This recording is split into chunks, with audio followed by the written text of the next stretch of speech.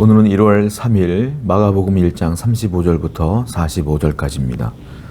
35절 말씀이에요. 새벽 아직도 밝기 전에 예수께서 일어나 나가 한적한 곳으로 가사 거기서 기도하시더니, 예수님은 공생애를 시작하면서 매일같이 새벽 한적한 시간에 아무도 없는 그 새벽에 하나님께 기도로 하루를 시작하는 것을 보게 됩니다. 오늘도 보니까 거기서 기도하더라, 새벽에 기도하더라 라는 말씀이 나와요. 예수님의 사역의 원천은 그러므로 기도였다라는 것이죠. 예수님이 늘 사역할 때마다 했던 것이 기도였어요. 기도가 무엇이냐면 하루를 시작하기 전에 하나님, 오늘 어떻게 살아야 될까요? 라고 묻는 행위가 기도입니다.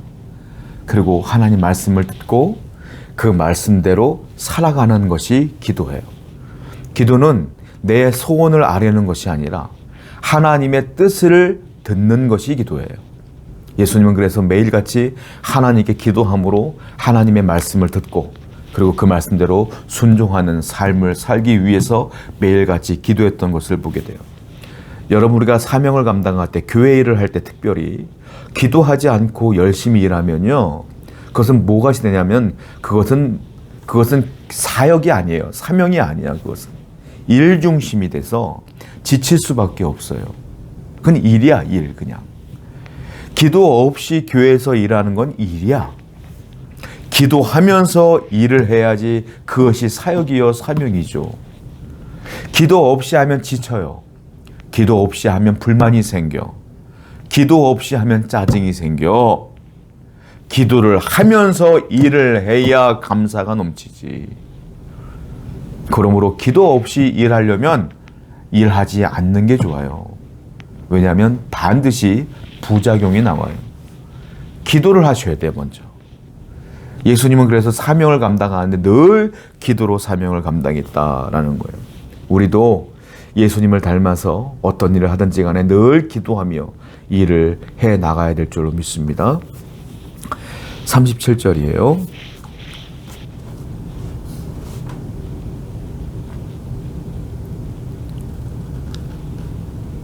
만나서 이르되 모든 사람이 주를 찾나이다.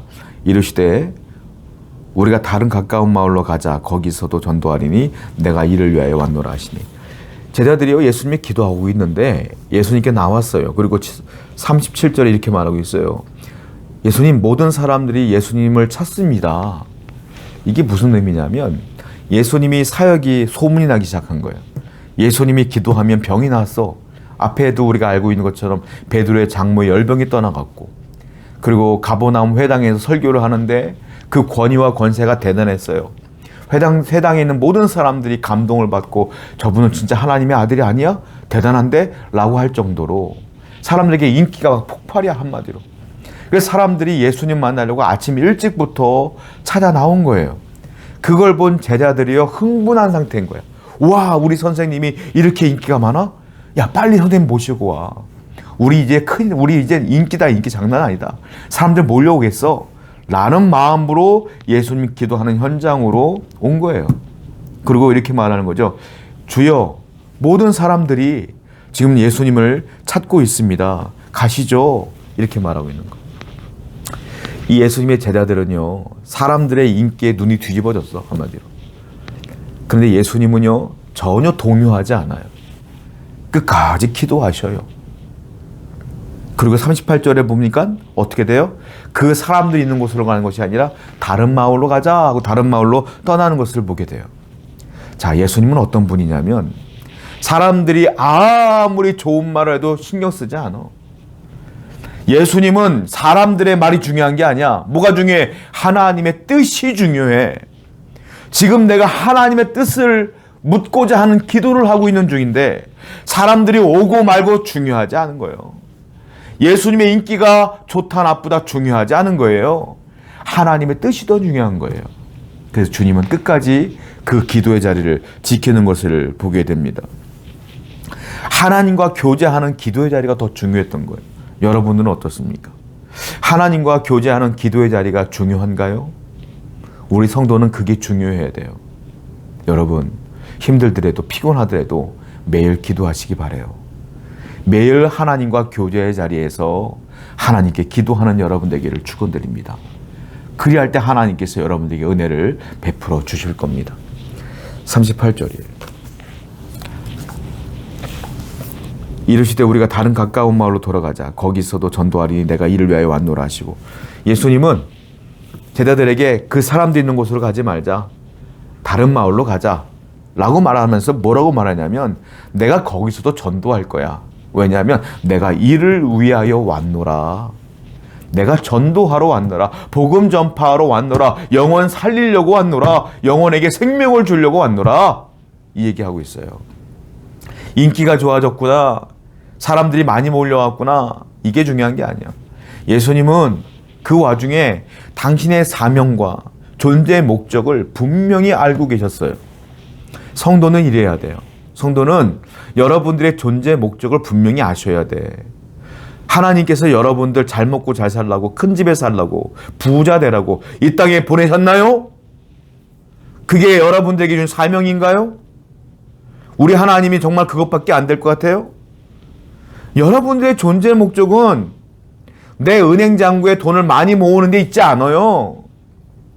여러분들의 존재 목적은 내 사업장을 늘리는 데 있지 않아요. 여러분들의 존재 목적은 영혼 살리는 데 있는 거예요. 여러분들의 존재 목적은 죽어가는 영혼들을 위해 기도하라고 있는 것이고, 하나님의 뜻대로 살라고 있는 것이고, 하나님께 순종하라고 있는 것이고, 하나님께 예배하라고 있는 거예요. 성도는 언제 어디서든지 간에 나에 대한 존재 목적을 잊어서는 안 된다. 예수님은 나는 전도하러 왔다 하고 전도하러 가신 것처럼 여러분도 늘 하나님을 위하여 살아가시는 사명을 감당하시기를 바랍니다. 41절부터 볼게요. 예수께서 불쌍히 여기사 손을 내밀어 그에게 대시며 이르시되 내가 원하노니 깨끗함을 받으라 하시니 곧 나병이 그 사람에게서 떠나가고 깨끗하여 진지라. 나병 환자가 있었어요. 문둥병자죠. 그 나병 환자를 보시고 예수님께서 불쌍히 여기셨습니다. 그러면서 손을 내미셨어요. 보니까 예수께서 불쌍히 여기사 손을 내밀어 그에게 대시며 이르시되 깨끗함을 받으라 했더니 나병이 떠나가더라 라는 거예요. 너무 충격적인 거예요. 왜냐하면 문둥병, 그 당시 문둥병은 이스라엘 유대인들에게는 저주받은 병이에요. 하늘의 저주받은 자. 그가 죄가 많아서 하나님이 문둥병을 줬어 라고 할 정도였어요. 그래서 문둥병자는 성경에 보면 마을에서 못 살아요. 진영내에 쫓겨나가고 문둥병 환자들끼리 살아만 되는 거예요. 그랬었거든요. 그리고 그 나병 환자들은 사람들 앞에 올 수도 없고 보일 수도 없고 만지면 더더욱 안 되는 것이고요. 근데 예수님께서 어떻게 해요? 그 나병 환자를 말씀으로만 고칠 수 있어요, 예수님은. 근데 굳이 그에게 손을 대시더라. 얼마나 그가 안타까웠으면 유대인들은 놀랐을 거예요. 그게 손을 대셨어요. 그리고 그를 고쳐주셨죠. 근데 중요한 게 있어요. 예수님께서 그를 고쳐주는 원천의 마음이 있는데 그게 맨 처음에 뭐라고 했습니까? 그를 불쌍히 여기사, 긍휼히 여기사. 사역의 원천은 상대방을 긍휼히 여길 때 가능해지는 거예요. 여러분들이 복음을 전할 때에 저 사람을 불쌍히 여겨야 복음을 전할 수 있어. 여러분들이 저 사람을 위해 기도할 때 저 사람을 긍휼히 여기는 마음이 있어야 기도할 수 있어요. 내가 다른 사람을 위해 기도하지 못하고 복음을 전하지 못한다는 건 내 안에 긍휼의 마음이 없다는 거예요. 여러분, 우리는 긍휼의 마음을 가지셔야 돼요. 그래서 그 긍휼의 마음으로 사역하시는 여러분 되기를 축원드립니다. 뿌리가 튼튼한 나무는요, 가뭄이 있어도 그래도 견뎌요. 뿌리가 튼튼해야 돼요. 뿌리가 튼튼한 나무는요, 바람이 불어도 견뎌요. 성도의 뿌리는 뭐겠습니까? 예수님이 맨 처음에 사역을 하기 전에 했던 것처럼 우리의 뿌리는 기도입니다. 여러분들이 기도를 늘 하며 살면 뿌리가 든든히 서가는 나무가 되어 사명을 잘 감당할 수가 있어요. 오늘도 기도 열심히 하시고 매일 하시는 여러분 되기를 축원드립니다. 기도합시다. 예수님 닮아 겸손하고 늘 기도하며 살아갈 수 있는 성도 되게 해주시옵소서. 예수님의 이름으로 기도드렸습니다. 아멘.